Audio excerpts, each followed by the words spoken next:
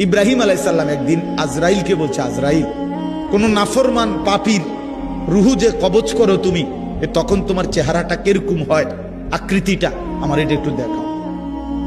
হযরত ইব্রাহিম আলাইহিস সালামকে আজরাইল বলছে, আল্লাহর কসম হে নবী, আপনি সহ্য করতে পারতেন না, আপনি এটা দেখতে চাইেন না।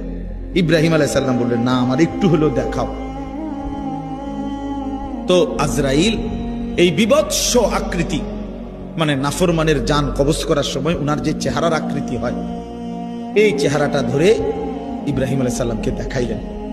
বিশ্বাস করেন, এই কিতাবে আছে, ইমাম কুরতুবীর কিতাব, ইব্রাহিম আলাইহিস সালাম একটা চিৎকার মাইরা বেহুশ হয়ে গেছে।